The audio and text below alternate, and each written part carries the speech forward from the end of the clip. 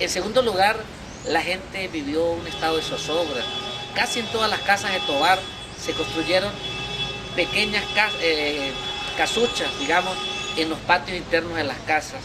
Esas casuchas eran hechas con paredes de bareque y los techos eran de paja.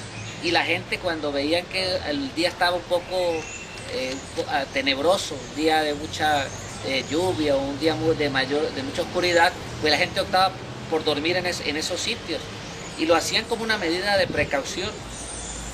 Asimismo, daños importantes que se recuerdan en las instituciones, la iglesia que tenemos al fondo.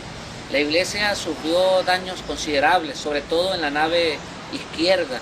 Al fondo de la nave hay fotografías de Romero García, que coincidencialmente pasó por los Andes en el año 1895 y pudo fotografiar, de una fotógrafa muy experimentado, los daños acontecidos sobre todo a las iglesias. Hay fotografías de los daños ocasionados en Sea, Santa Cruz y por supuesto en Tovar. Bueno, hubo daños en esa parte de la nave izquierda y el frontispicio de la iglesia se vino todo abajo, cayó completo y tapió lo que era la calle que llevaba hacia el mercado. Este frontispicio tardó mucho tiempo en reconstruirse, fue hasta el año 1904, 1905, 10 años después, cuando el gobierno de general Cipriano Castro, que se pudo reconstruir. Asimismo, otras edificaciones que, como cosa curiosa, también sufrió mucho fue el Hospital San José de Tovar. El Hospital de la Caridad, como también se le llamaba, se empezó a construir en el año 1891. Ya para 1894 estaba todo refaccionado. Una junta por hospital había logrado conseguir para esa época una fortuna, 5.300 bolívares. Con ello pagaron lo que costó la edificación, 4.000 bolívares, y con el resto remodelaron la edificación. Estaba previsto que se iba a inaugurar en ese año y el terremoto vino y acabó con el hospital y debieron esperar hasta el año 1897, el 19 de marzo, que fue cuando se pudo inaugurar formalmente el Hospital de la Caridad de Tovar. Tovar prácticamente quedó buena parte de las edificaciones en pie.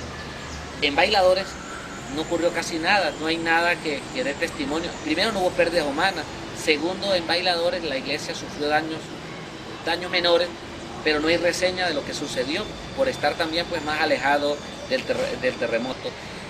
Las casas que mayormente sufrieron fue las casas ubicadas en la área rural o en las zonas extremas de Tovar, hacia San Pedro, Siloé, El Amparo, Mariño, la misma Loma de la Virgen, pero el casco central de la ciudad como tal pues fue poco lo que sufrió. Sea un pueblo cafetalero de finales del siglo XIX, se encuentra ya creciendo con una pequeña iglesia construida por el padre Manuel Ignacio Briceño Picón, quien le correspondió por la suerte estar en Sea en medio del terremoto de 1894, 28 de abril, 10 de la noche, entre las 10 y 10 y 20 minutos de la noche, y nos lo describe Rafael Ángel Rondón Márquez de boca de su padre Rafael Rondón Peña, sobre los sucesos de aquella noche. Él se encontraba en la Plaza Bolívar, en aquel entonces Plaza Pública de Sea, cuando ocurren aquellos. No quedó piedra sobre piedra.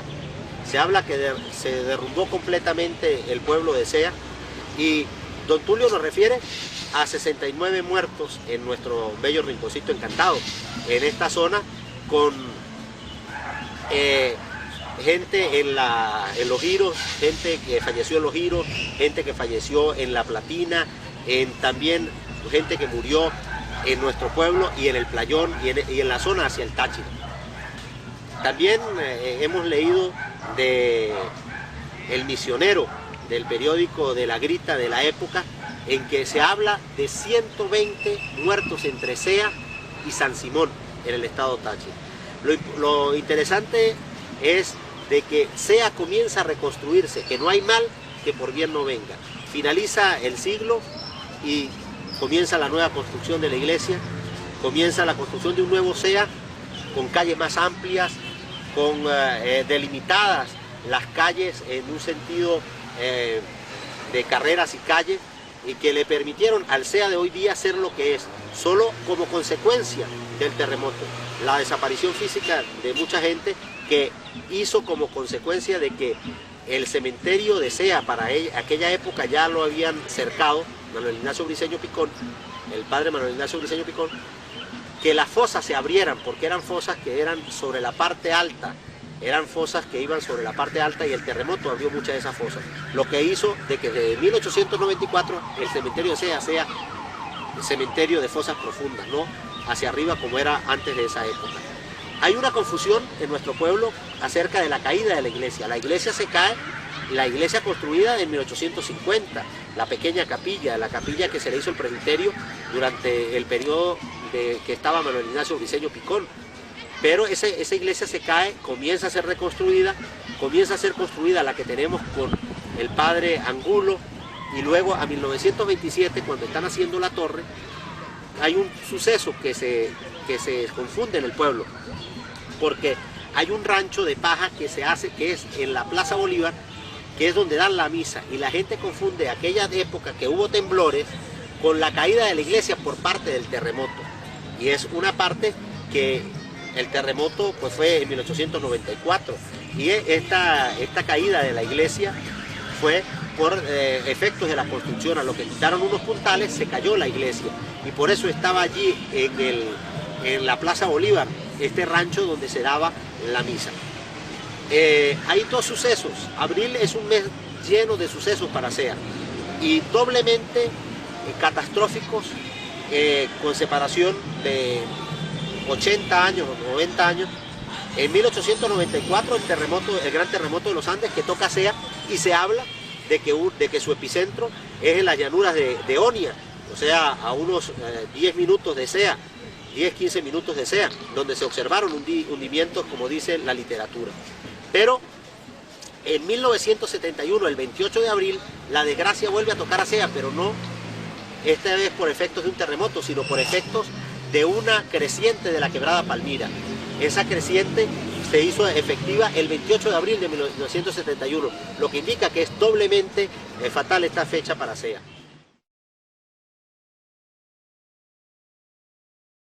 Resulta que como desde hace unos 60 años para acá, es cuando venimos ya hablando de cédula y de identificación y de algo que no se había conocido en aquellos tiempos.